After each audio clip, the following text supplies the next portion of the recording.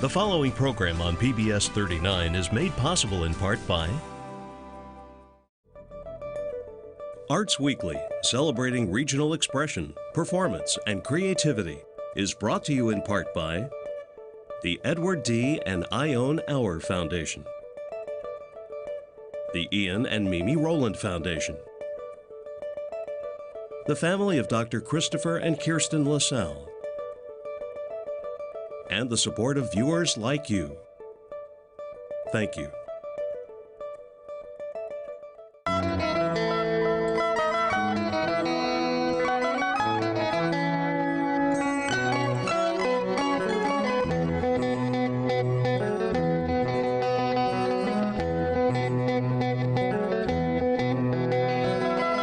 This is Arts Weekly.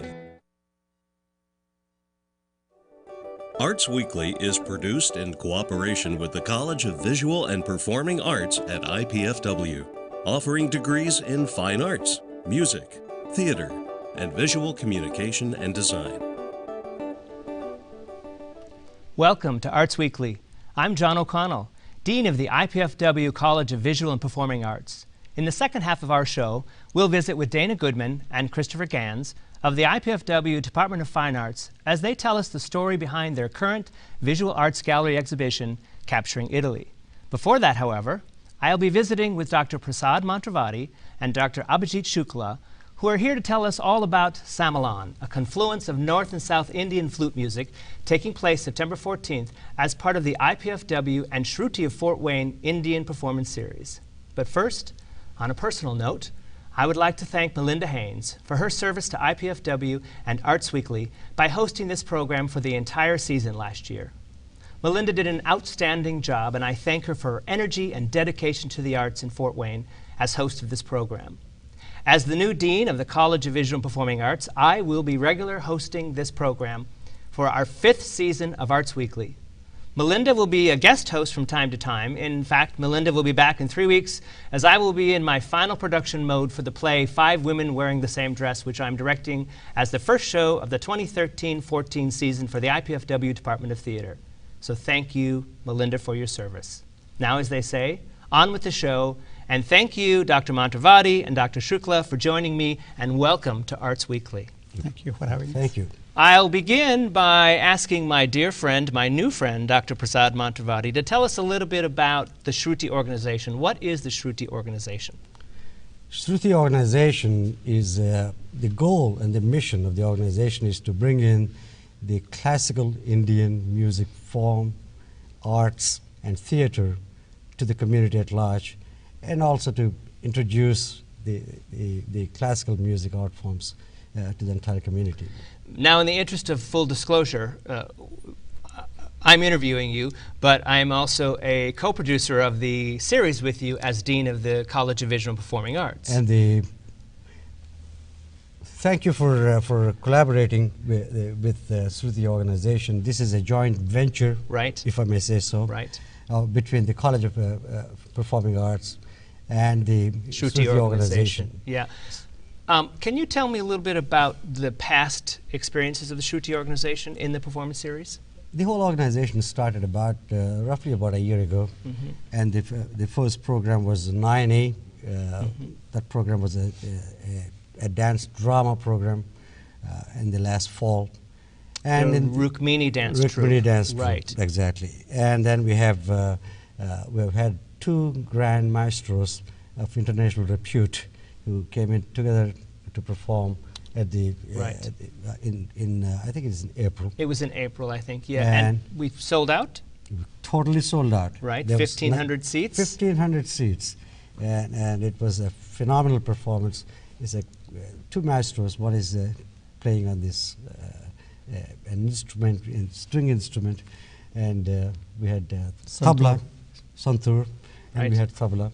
Right. So it was a great performance. What I remember most about that performance yes. was before the performance when the Shruti organization informed me I needed security for these artists. Yes, On that's the correct. on the level of Michael Jackson, I was told, That is which true. ended up being true That is because true. they are they were so popular in the Indian community. And the international community International at large. community at large, absolutely, Yes, they sure. have performed all over the world. Right.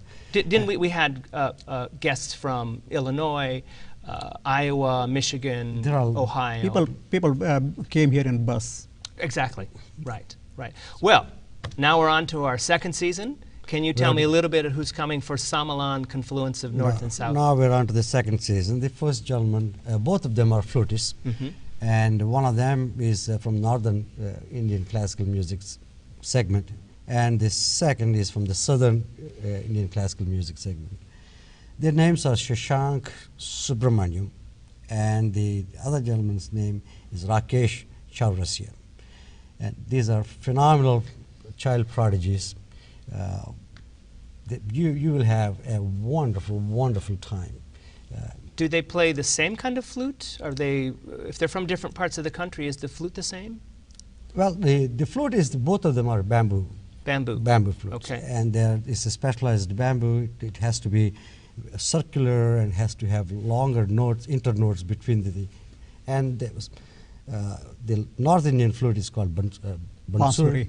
Bansuri, and the South Indian flute is called Venu. So they have different holes and amber, you know. How would you say that this Indian traditional flute differs from a Western flute? Well, for one thing, it is bamboo flute, which is in Western flute, it is sometimes made with brass or other material, but it is typically made of bamboo, which is very common in India. And it is, of course, in a raga style, in a spontaneous exploration of the raga, so it is not something that is written previously.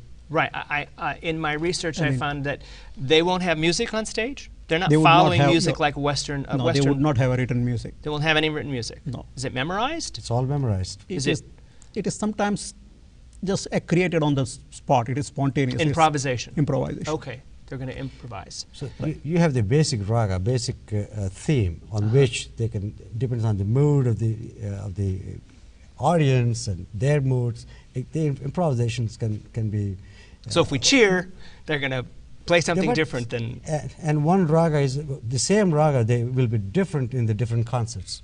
The same Depending basic- upon the audience. Depends on the audience. Or how they feel. You almost cannot hear the same raga twice, because the same raga is, each time it is played in it, at least some part of it is different. Huh. So same artist, if he plays the same raga 100 times, it will be 100 different renditions.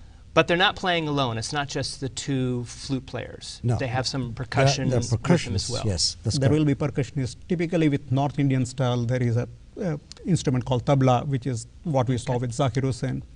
With South Indian style, there is typically number of different percussion instruments called thavil, or sometimes they play a giant globular clay plot called ghatam.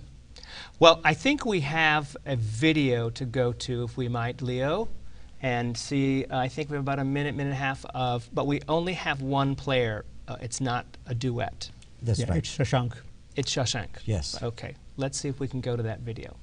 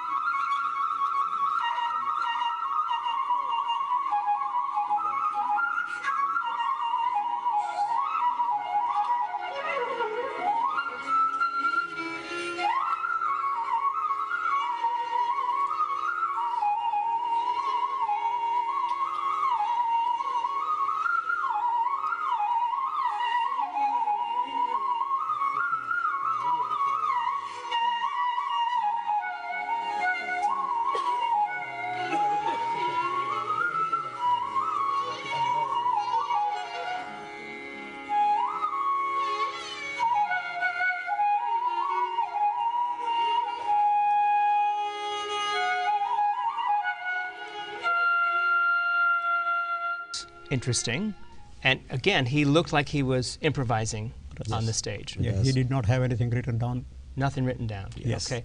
I also noticed it could have an elaborate stage. Had a backdrop behind him, and there was a name across the front. And I'm not sure we'll have the backdrop, but we'll certainly decorate the stage. But our concert hall will take care of it. Our beautiful Reinhardt Concert Hall will definitely take care of it. Can you tell me a little more about the difference between the north and south instruments in the music? Well, there is more common than there is difference. They are both played in a raga style, where there is a certain set of notes of the octave 5 to 7, and then they improvise on that. There is a common structure or parallel structure where they initially have a slow exploration of the rag without rhythm, and then the percussionist joins in, and then they go on to have a conclusion with fast tempo. But what is different is in North Indian music, there is more influence of Arabic and Persian music, because India is connected to the Asia through its northern half. Right. There is also a more of a singing style or vocal style influence in the South Indian style. South Indian style also has different instruments called veena and something called nadaswaram, which is similar to clarinet, the closest we can get. But there is also more of an influence of fast rhythmic patterns within the South Indian style. And during this concert, we're going to have both of them playing at the same time. We won't have individual. Right. Yes. Can you tell our viewers how to get tickets for this event? It's you just have to call the IPFW box office. IPFW box office, 481-6555. 481-6555 for the Sammilan concert, a confluence of North and South Indian flute music.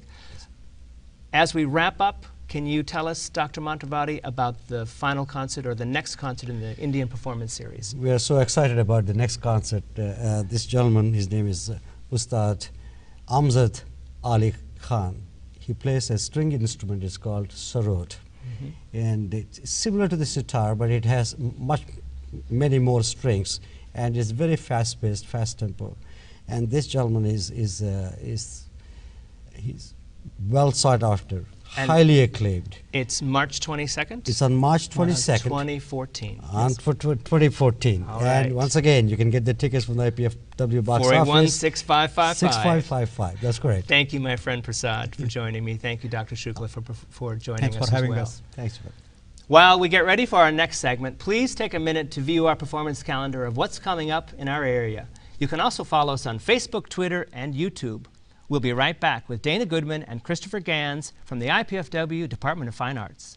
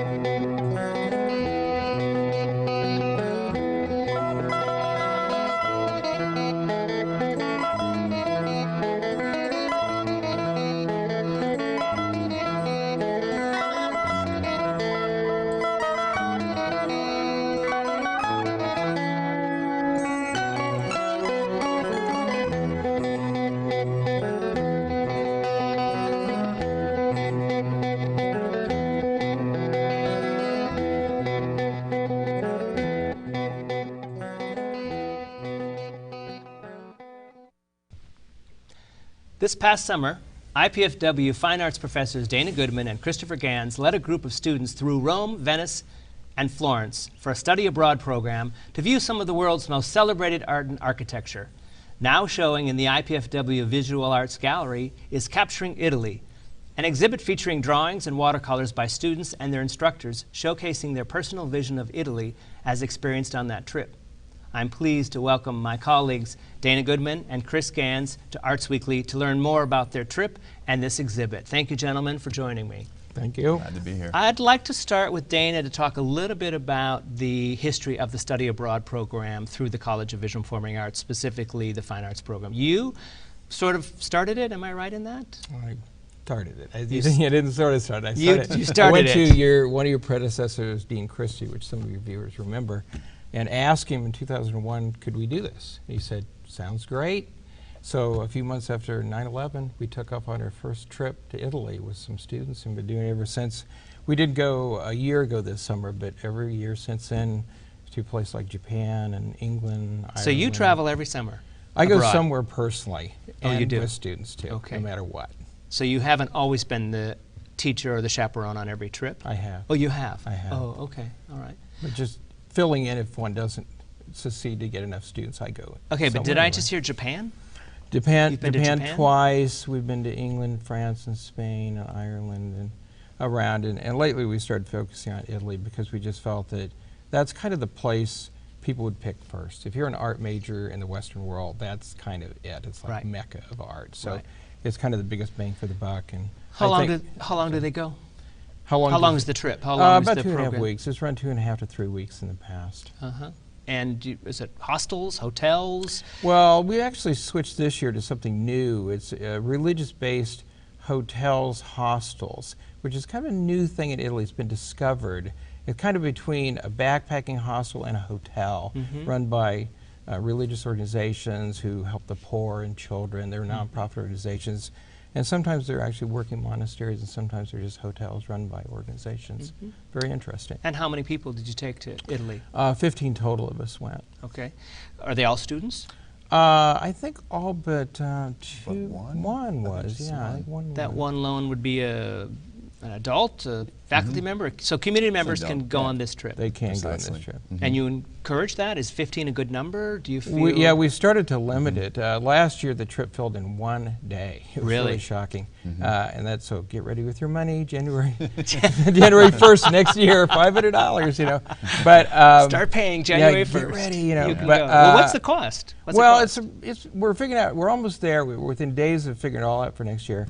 Between about 4,500 to 5,000. It depends. The campuses arranged it so if you take a class with it, the trip itself is cheaper. Oh. But if you don't take a class, it's a little bit more expensive. Well, that's interesting. It is. They kind of entice students to take Yeah, a it's class with it. entice students to take it for credit, and if they're going to go, they might as well take a history credit or a drawing class. Yeah, and 10 of the people did take it as a class. 10 took it as a class. Oh, fantastic. Okay. Well, this exhibit, this trip, resulted in drawings that are now in an exhibit in the IPFW Fine Arts Gallery called Capturing Italy, correct? And That's it's both your drawings and student drawings? That's it. Okay. And before we get into looking at drawings and talking about the trip, when is the actual opening of this show? It's going to be a week from tonight, next Thursday, September 12th, from 5 to 7. 5 to 7? 5 to 7 p.m. in the Visual Arts Gallery at IPFW. Fantastic. Great. Christopher Gans, what do you teach at IPFW? I teach foundation drawing, and I also teach all levels of printmaking from beginning to advanced. Okay. And you always go on the trip, or this is occasional, or? This is my second time as a drawing instructor on this trip. So it's the studio component. Dana had been teaching an art history component since the inception of the study abroad.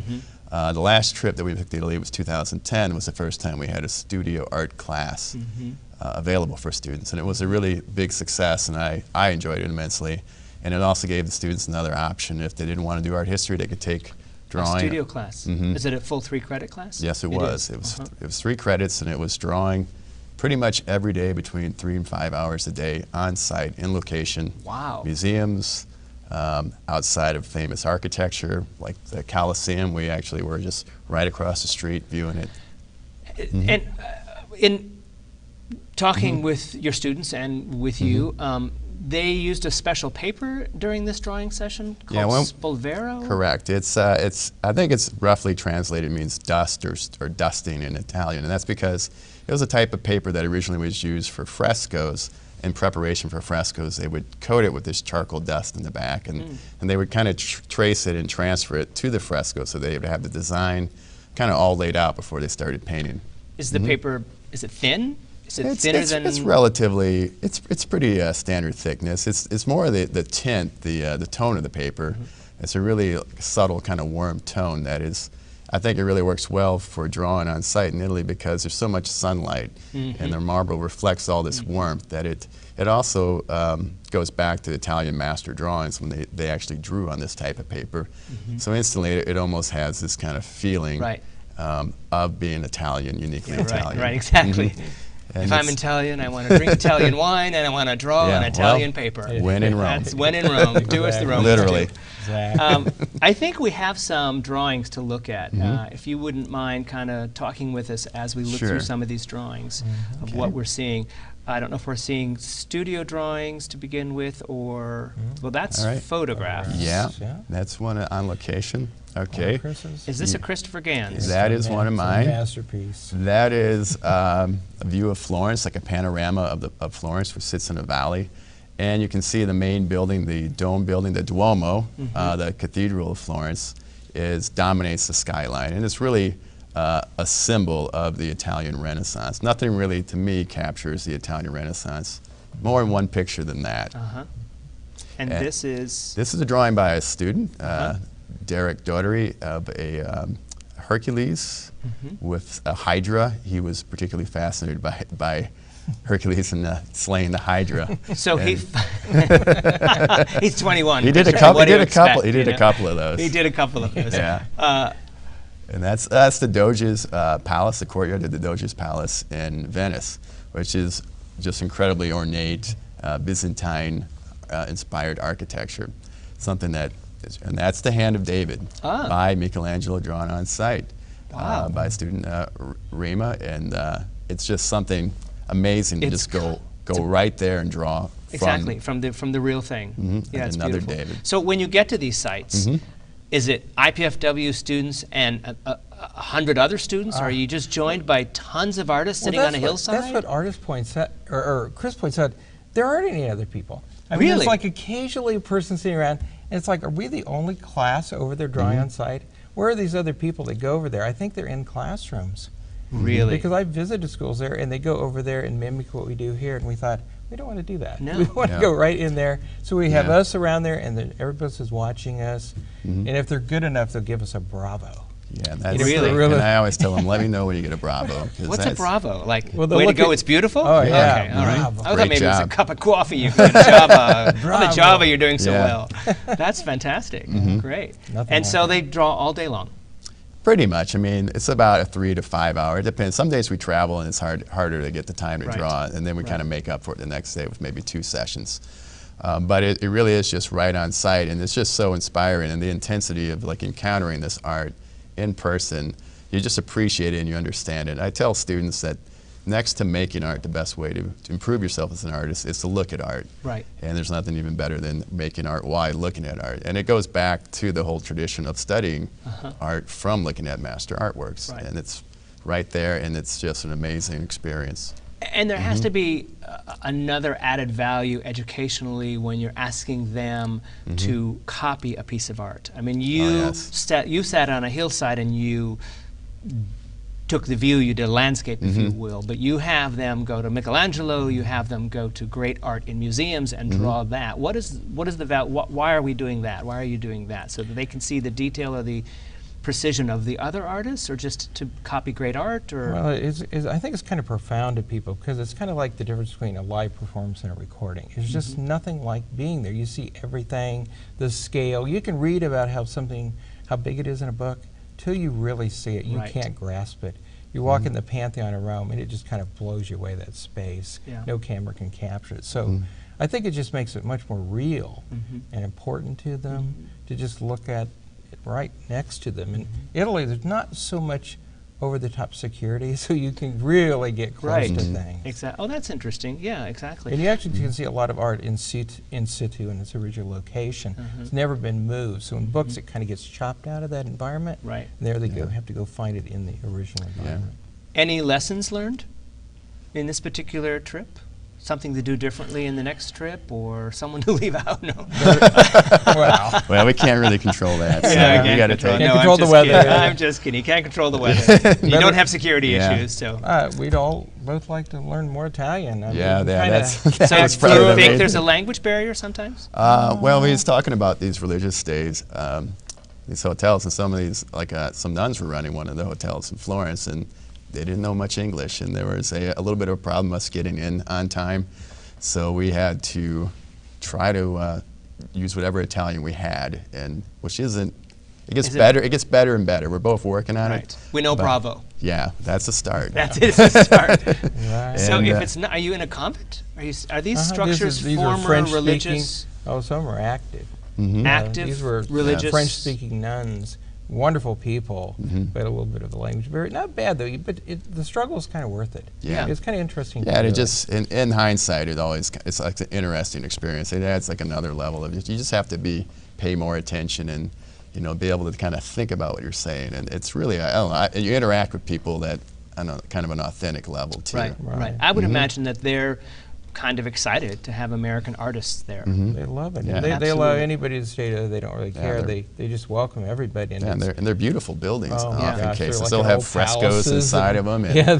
So the exhibit is at the Fine Arts Gallery on the campus of IPFW in the Visual Arts Building, and it is running now, but it has an opening next Thursday through September 29th. And for information on Capturing Italy, you can call 481-6705, 481-6705. Well, thank you both very much for joining me today on Thank Arts you. Weekly. Thank you. My money's due when? January 1st. January 1st, $500. All right, well, maybe you'll get some of our viewers interested in traveling to Italy. with you. Yeah, we'd love to. Thank you both for joining us on Arts Weekly. I'm John O'Connell, Dean of the IPFW College of Visual and Performing Arts. Please join me next time on Arts Weekly when Ann Johnson, co-chair of the 6th annual Bust a Move auction, tells us more about the inspiring works of art behind this great event. Then Teresa Galley provides a preview of what's in store this fall at the Honeywell Center in Wabash, Indiana. For up-to-the-minute arts updates, you can find us on Facebook, Twitter, and YouTube. And be sure to join us here live Thursday evenings at 7:30 on PBS 39. Thanks for watching Arts Weekly.